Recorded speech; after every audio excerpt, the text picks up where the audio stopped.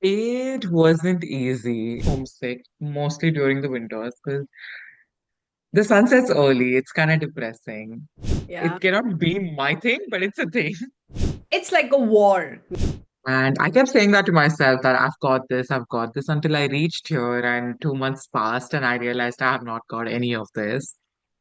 Hello, hi, and welcome back to the second episode of Curry Meets Croissant. I know it's been too long since after the first episode was launched. It's been exactly 2 months. So today I am going to do the episode with one of my very, very, very closest friend. She's my best friend, and we know each other from bachelor's from 2019. Yes, it's been like how many years? I mean, 6, 7 years now that I know her, and our friendship has been like a long distance friendship more than like a face to face friendship because when we met each other, it was 2019, and from 2020, COVID happened. So it was only like, video calls, phone calls. We never had the opportunity to meet each other. So the guest is Christine Joseph. I call her CJ because I love to call people by their initials. That's my thing. And today I am going to do this subject. We're gonna talk about cultural shocks, the new norms that you face when you shift, and also the job struggles that an international student has to go through. And this all these different changes that you have to face once you're there, and yeah, that builds up a new experience altogether. And who better than her can talk about all these things because it's been, I think, 1.5 or 2 years of her living in Toronto in Canada, and she has seen the weather changes from the summer being the most harsh to the winter being the most harsh ones. And I'm really excited, and I'm really excited also for you guys to witness us talk about and address all these subjects today. So let's welcome our guest. Hi, welcome Christine, welcome CJ to Curry Meets Croissant. And I'm really excited for this episode today because it's a special one because it's you. And please, please tell our audience like how do you feel to be here for the podcast, and also just let everybody know like what you're doing in Canada and in general and all. So, hi, I'm Ruta to begin with, because this is Oh, totally not the first time I'm talking to you today. true. It is amazing. It's crazy how time flies, honestly, because I remember us just honestly, just ranting and bitching about college a few years back, and I don't think anything has changed. You're in Paris, I'm in Toronto, and Yeah. I think it's just crazy. And it's actually very nice that you're doing this, and you invited me, which is very surprising. But I'm glad you did. And so I have been in Toronto for a year and a half. And I did my sport and event marketing initially because as we did sports management together, so I was already inclined towards sports from the very beginning because I played a little basketball before, and now right now I'm doing my digital marketing, and it's a little heavier as far as the materials are concerned. But I really enjoy it because it's just something that always interests me. So yeah, so that's what I am doing right now. So hopefully I get a job soon. You will, of course. Like one of us has to be the millionaire, to take care of the other one. That is true. That is very necessary. That's really true. So, before we jump into the segments that we are addressing today, which is the cultural shock, the new norms, and also the job hustle of an international student, and can you describe a little bit what weather changes that you go through in Canada and how worse or good it is considering where we come from, which is India? Honestly, like in all honesty, the first thing that hit me was the weather. Like when I came here, the first thing that like literally bumped me out was the weather because a few months into me landing, because I came in fall, like around like when fall started, and within a month or two, like we had a little bit of snow, like the weather started changing. There was like a transition in the weather. Winter jackets came out, gloves came out, beanies came out. So the winters are very harsh. And this year we've had like a crazy winter. And the summers are equally harsh. So because it as cold as it gets in the winter, it gets equally hot in summer. So it's kind of like a very you can't really escape the weather here. It's just what it is. But in all honesty, I like the fall better because it's a very pleasant weather and it kind of makes me happy. It's the hoodie season. Yeah, it I think the fall also suits with who you are. Very pleasant, very demure person. But yeah.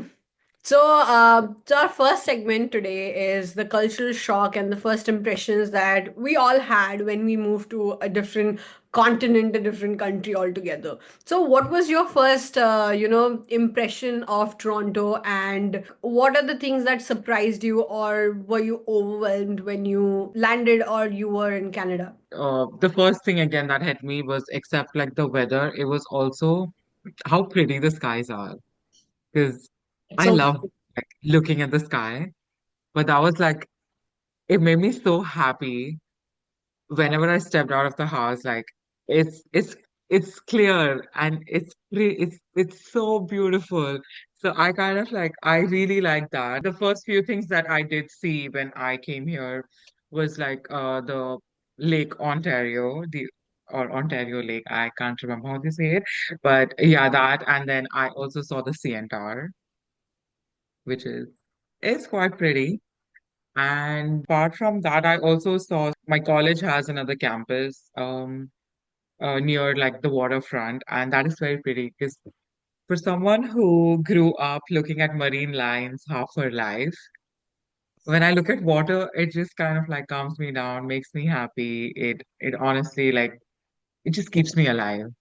So, like, what are the social norms, or like, the language, accent, or public transport? What are the experiences that you have been through all these changes? Like, because you are there in Toronto for 1.5 years, so I'm sure you have seen social norms, the culture of food, or how different is public transport, or the accent that they use. Surprisingly, Tim Hortons grew on me. Okay. That was new because for someone who does not have like a lot of coffee, uh, getting into Tim Hortons is a thing now. Yeah. It cannot be my thing, but it's a thing. I mean, it's very Uh, famous. yeah, it is. And I think apart from that, it was easier to blend, honestly. Like, because again, you have a lot of students here. It was not really difficult because I've done it before, and it was like I think the only new thing that happened was like the whole concept of having to say thank you and sorry or holding the door for someone, knowing that they're coming. These are the things that we didn't do back home.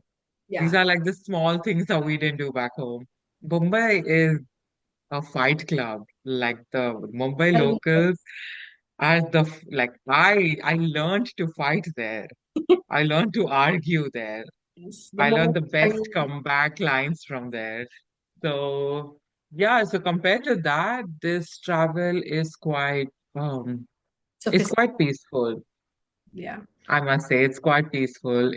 Like it's not like things don't happen here. A lot of things happen here. And I think the most I have got hurt or anything that has happened to me has been on the public transport. Because I totally believe that public transport here hates me. And actually, I'm a living example of that. But it's quite calm. It's comparatively very calm. It's honestly like very, very like it's just easier than it was back home. It's like a war. Like in morning, you have to For reach sure. to your school or to your college. You just have to fight. And people who have been through that, I think they are a fighter. Yeah, for sure, for sure. Yeah. So, was there anything you struggled with initially, like something that you didn't expect will happen or something?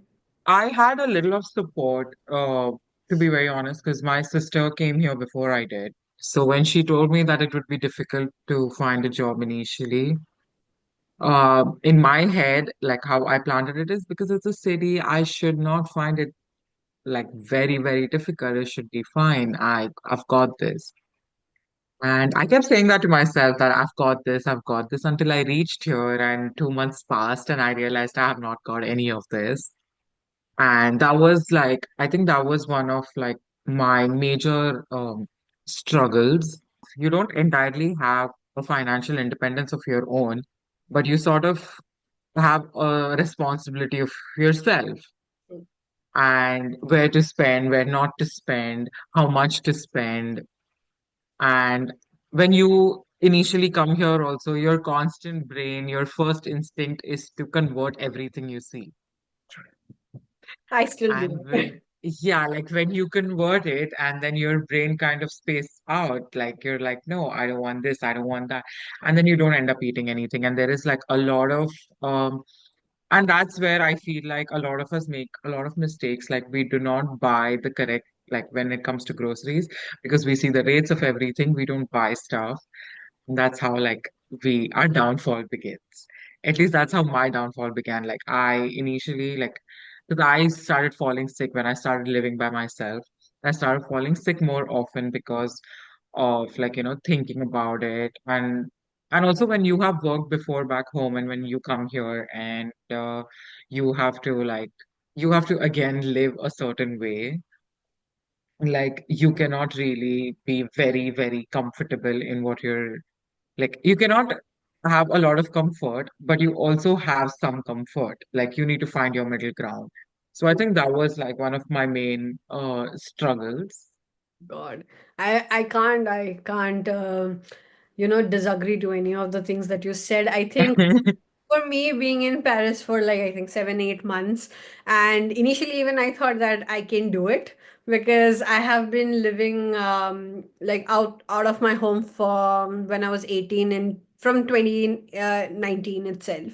Yeah, And staying in my home country in India was a different experience. And then coming here, completely different country, completely different culture, also. And that was like, after like 2, 3 weeks, I was like, I don't know how to do it. Like, it took me like more than a month to figure out even, the transport and everything. It's like, it is actually a real struggle. And when you say that, you go to the groceries, you're like you don't know what to buy, what to do. Like yeah. so such a big challenge. Like in your head, you're just doing okay. Today I'll make this. Tomorrow I'll make this. But you end up doing nothing in the end. At least a win-win in this situation is that I learned to cook. Yeah, I That mean is my biggest win. that's actually. But I also like to cook, but it's just growing on me still. It's just it's still growing on me. You'll get there. Trust me, you will. Because I got there. I believe you. I completely do. So moving on. So, have you had any funny or awkward moments adjusting to the Canadian culture? I'm sure you do. Oh yeah. I mean, so many, so many. Just share a Um, couple which you think that is like the most oh funniest. no, so the same thing has happened in like different font and color. So there have been times where I have held the door open for someone who's coming like really far. Like the person was not really close. I didn't have to really wait. I could have just shut the door. But again, like their whole Canadian politeness. So I was waiting there for a minute or two while the person came. And it was so funny because when I kept the door when I kept the door open, he knew I was keeping the door open for him. And he came running and I still had to wait because he was like probably a mile away and I was like, I'm gonna wait.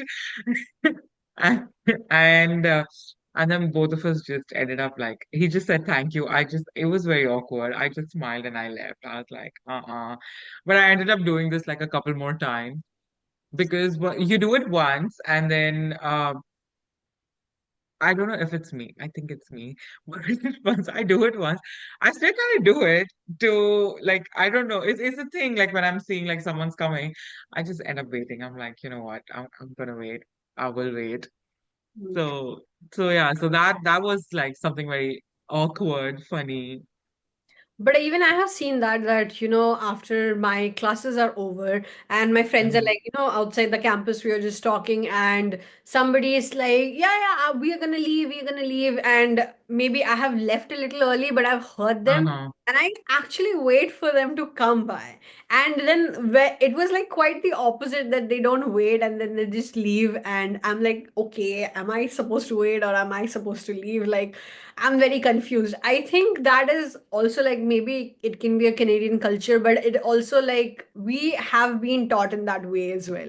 Like if your friends are leaving or something, just wait for them and then you go together. But it's better to go with someone than going alone. I think it's something that our culture or our heredity in India back, I think they have taught us as well. Because, like how you say, because I know you for so many years, and you being the most sweetest person I can ever encounter too, you are You're like being this. very nice today. I like it. So, have you found it easy to make friends or build connections in Canada? So honestly, like as far as connections are concerned, I have been after coming here, I have been to a few, not a lot, like probably two, three networking events.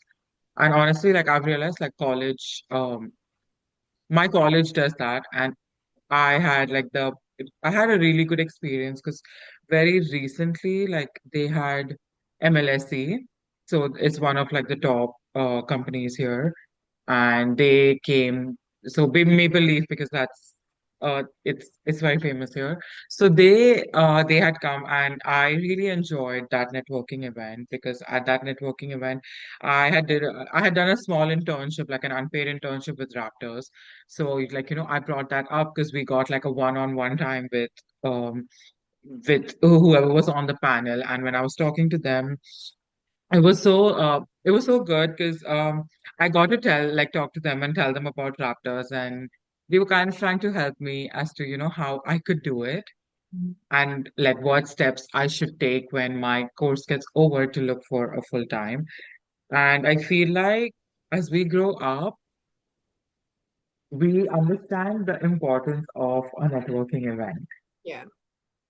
Like, b- because when we used to have that back in college, we would not like it. Like Yeah. what they So used to name as masterclass. like Yeah, we wouldn't like it because we had to dress formally and we had to. But now, I still hate dressing up formally because it's Mhm. uncomfortable.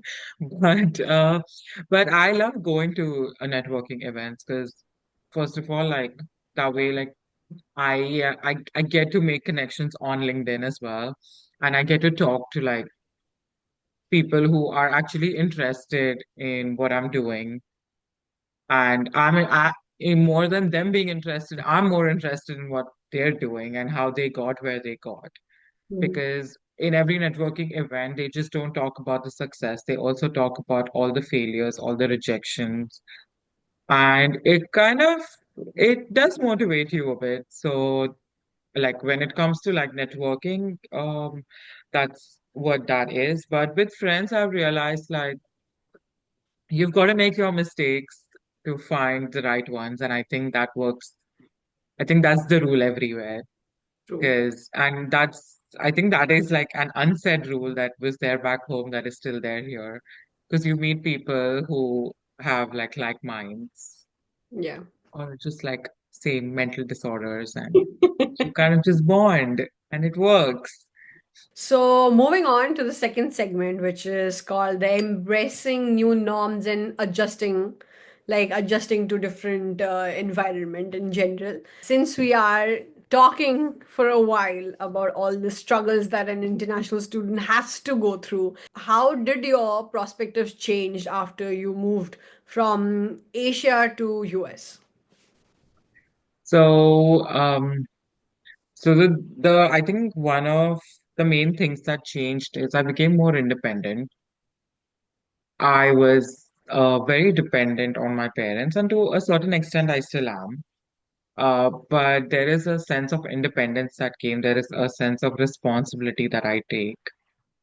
And you kind of, I'm someone who never knew how to say no, but now I've sort of learned it. Like, even if I learned it the hard way, I learned it because I knew it was necessary for me. Because I needed to sort of know that it's okay to say a no Yeah. and not do certain things because it's again for the benefit of yourself. Mhm. And I've also started appreciating the very little things in life because I know that I'm doing it, I'm working towards it, and it's not just coming to me out of the blue. Okay. All right. So, how do you usually deal with like homesickness? Because as far as I know, it's nearly 2 years you have not been to India. So, how are you dealing with all Yeah. that homesickness that gets to you? I 100% know that's not easy because me being here for 7 8 months, I'm like I just want to go home. I just want to go home, eat food, sleep, and irritate my mom. Actually, yes, I genuinely do miss home, and actually, a very good thing about that is I don't miss home as much because I have my cousin who stays here. So when I really like feel like I need to be home, I just go to her place. And moreover, even my sister is around, and obviously like that doesn't fix everything, but video calls do help. It does. Like It does. just like how I video call you almost every day, I video call like my other friends, my cousins, Yeah. like both like maternal and paternal side. So it kind of like so I have like specific days, like on the weekends, I'll talk to everybody all at once. And in case I miss the weekend, I'll text them during the weekend. I'll talk to them the coming weekend. But I think also like hanging out with friends here or just like stepping out, taking a walk makes you feel a lot better. Yeah. Uh, and a lot, I have realized like I have always felt very homesick, mostly during the winters, because the sun sets early. It's kind of depressing. Can So yeah, so I think yeah, so usually like just stepping out for a walk, it kind of like just fixes everything. Hmm. So, a big part of adjusting to a new culture is always food. So, have you discovered your go-to comfort food, or, like how difficult was it for you to adjust to the Canadian food culture? So actually, more than the Canadian food culture, there are a lot of cuisines here. Hmm. Like it's very diverse here, given that there are so many people. So I always loved sushi.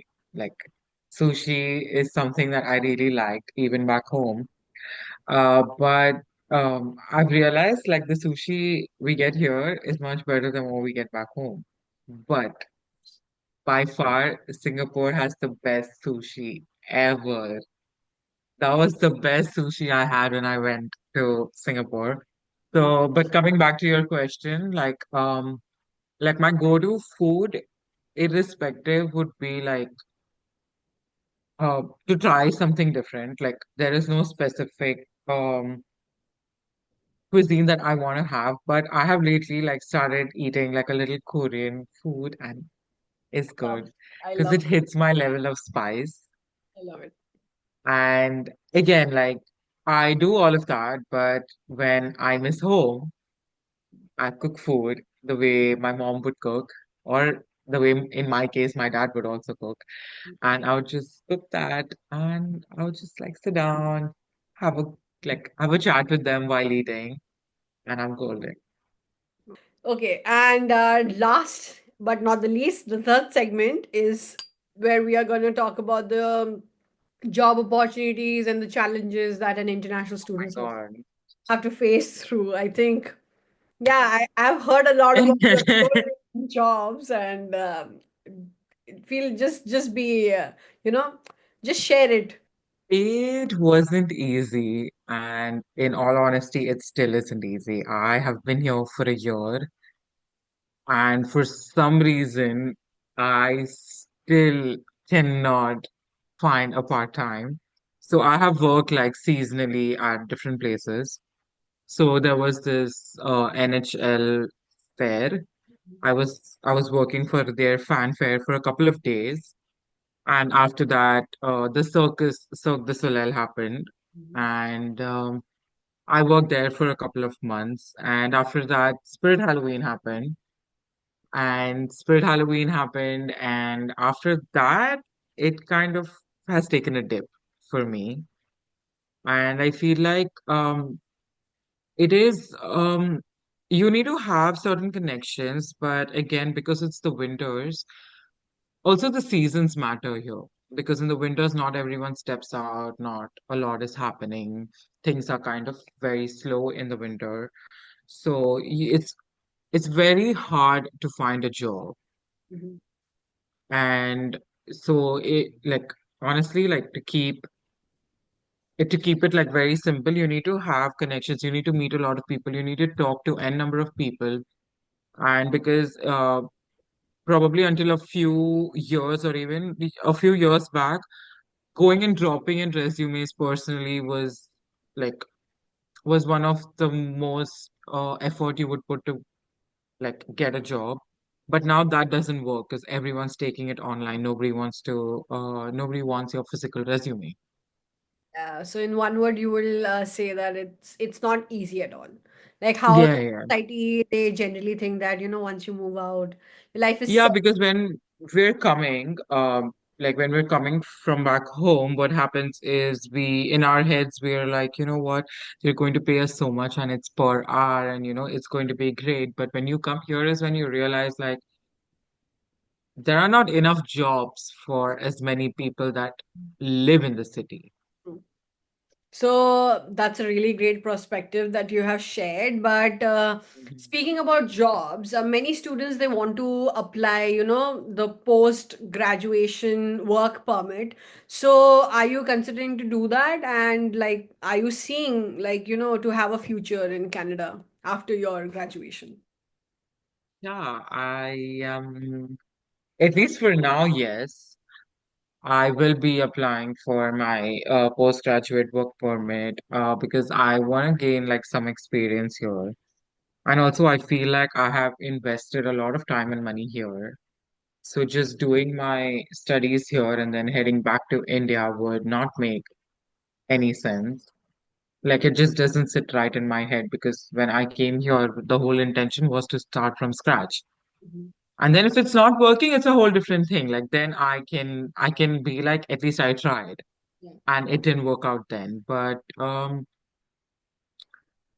as far as like I think sports is concerned, even as far as digital media is concerned, I feel like Canada has like a lot of scope, and hopefully something nice comes along my way.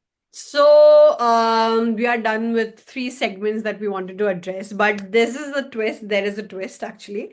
So, we are going to also, you know, give the other students who are going to be seeing this podcast solutions of, you know, from our experiences. Okay. Yeah. So because you know, you have been there, you have experienced it. So of course that experience will help somebody out there. Out of 10 people, maybe at least if it helps two of them, it's beneficial. So when it comes to cultural shock, any tips that you want to give to the students, like how to blend in and what will help them to blend into different cultures and everything, Honestly, talk as much as you can. like blabber. Like, yeah, just blabber your way out of everything. Like, talk to people. And honestly, like, okay, so even I'm not a big fan of small talk, but you've got to learn to do that small talk Mm. because that small talk is one thing that'll help you get to wherever you want to get. At least that is like one of the stepping stones. And I feel like that is very, very necessary. That's a good one. Good advice, actually. Because even I have learned how to do the elevator pitch, and I really apply with the people like my classmates or my friends over here, and like, yeah, this is like it has just somewhere just I have made it a habit, so that really helps. Elevator pitch, like, 1 minute, 2 minute, how much you can speak. And our last segment where we talk about the job opportunities and challenges. What is the Hmm. one piece of advice you would want to give to the students who are planning to work uh, after their post graduation? Honestly, like, because even I'm getting there. So the only thing that I have learned from other people who are currently looking for full times is you've got to be patient. It's going to happen, it's going to take some time, but you really need to take your time. Yeah. You need to be very patient. If, again, it comes on the lines of that it's okay to feel lost, but things get better over time. And as much as we like to believe that we've had enough um, learnings for our life, every challenge, every rejection is just an experience. Hmm. You need to keep that mind open and you need to be patient. You need to enjoy the journey, embrace the rejections, embrace the problems, embrace the stress. Yeah. And I feel like once you start embracing that, you sort of like rejections won't phase you. Mhm. You will try to like fix what you think the problem is so that something better works out for you. Yeah. Wow. I'm actually really learning a lot from you right now. So, before we finish up our episode, what is the one thing that you wish somebody had told you before you moved to Canada? That if you think you're stuck doesn't necessarily mean you're stuck. If you think you're exactly where you were when you were last year, that's just what your brain is telling you, but that's not the truth. And I think someone should have told me about patience, for sure. Someone should have told me that you need to take three deep breaths every time you're doing something, or you're just going to explode. So, yeah, how did you feel like being a part of the episode today? So, first of all, thank you so much for having me. I really had a lot of fun. Yeah. Like it, I literally like went back. I took like a, I took a walk down memory lane. Like, so you asked me questions about when I came in and how it was. You also like, you reminded me of the friends I've had. You reminded me of the friends I have. And it made me a little grateful for the friends I have. But yeah, so honestly, like I had a lot of fun. I love talking to you, irrespective. It's just that this one was very filtered. Yeah. I'm This very one was very poised and demure. I think, yeah, thank you for sharing your experiences. I mean, it was actually great for me to even hear it that, you have been through so much in this whole nearly 2 years of your journey in Canada and Toronto, and considering that they're having so much of, problems with part-time jobs for international students, and you're struggling and you're just there experiencing it, makes me respect you way lot more. And Thank you. and I would really like to thank you, my listeners. And yeah, thank you so much for being so patient and listening to us sharing our experiences. And I hope you like this episode, because it was a very special one for me, because it was considerably her, and she is special to me. And I think, yeah, everybody should embrace the challenges, like how she said that you have to embrace the stress and the struggle that you go through, and you have to step out of your comfort zone to achieve something greater in your life that you have dreamt of or you dream of every time. And yeah, the people who are going through right now, I wish them the best and enjoy your journey. And do not forget to subscribe Kareem Eats Croissant.